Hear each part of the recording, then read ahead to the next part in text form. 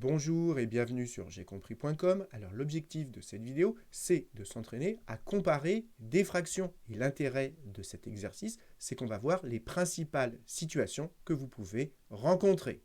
Donc maintenant, comme d'habitude, appuyez sur pause, essayez de faire tout seul cet exercice et on se retrouve juste après pour la correction.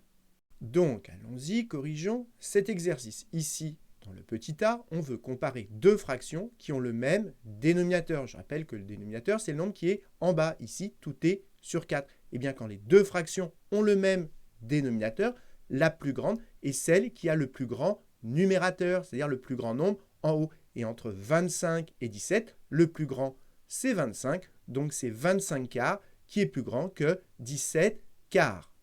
Et donc, on écrit tout simplement que 25 quarts, c'est plus grand que 17 quarts.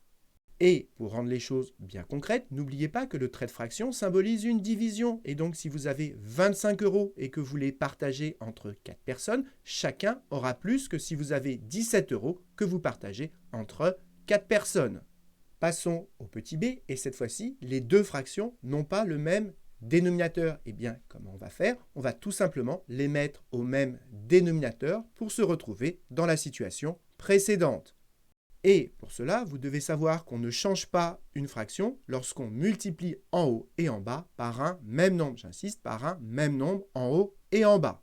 Et justement, regardez ici, 12 par rapport à 3, c'est 4 fois plus grand. 4 fois 3, ça fait 12. Et donc, qu'est-ce qu'on a envie de faire avec la première fraction? Eh bien donc, multiplier en bas par 4. Mais si on multiplie en bas par 4 pour obtenir 12, eh bien pour ne rien changer, il faut multiplier également en haut par 4.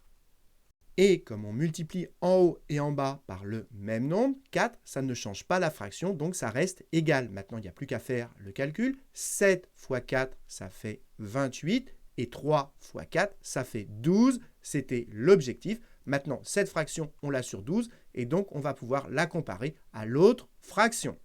Donc, ça veut dire que 7 tiers, c'est égal 7 tiers à 28 douzièmes. Et maintenant, on peut comparer ces deux fractions. Ici, elles sont au même dénominateur. Donc, la plus grande, c'est celle qui a le plus grand numérateur. Et comme 28, c'est plus grand que 25, eh bien, ça veut dire que 28 douzièmes, c'est plus grand que 25 douzièmes. Et donc, ça veut dire que cette fraction, elle est plus grande que l'autre.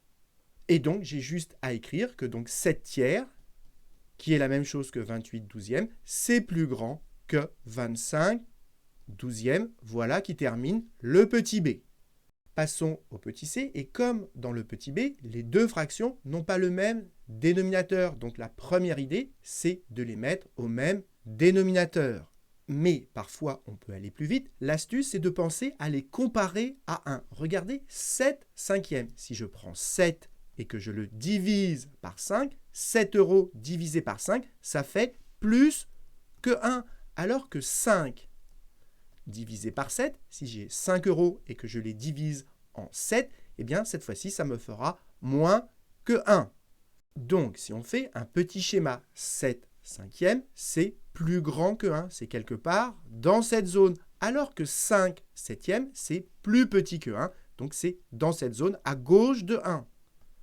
Et donc, ça veut dire, comme celle-ci est plus petite que 1 et que celle-là est plus grande que 1, eh bien, ça veut dire tout simplement que 7 cinquièmes, c'est plus grand que 5 septièmes. Et pour rédiger, on écrit tout simplement que 7 cinquièmes, c'est plus grand que 1, que 5 septièmes, c'est plus petit que 1, et donc que 5 septièmes, c'est plus petit que 7 cinquièmes. Et si on n'avait pas pensé à comparer ces fractions à 1, eh bien on appliquait la technique où on mettait les deux fractions au même dénominateur et on obtenait la même conclusion. Donc voilà, cette vidéo est terminée. J'espère que vous avez bien compris. Et comme d'habitude, si vous avez apprécié cette vidéo, n'hésitez pas à la partager et à la liker.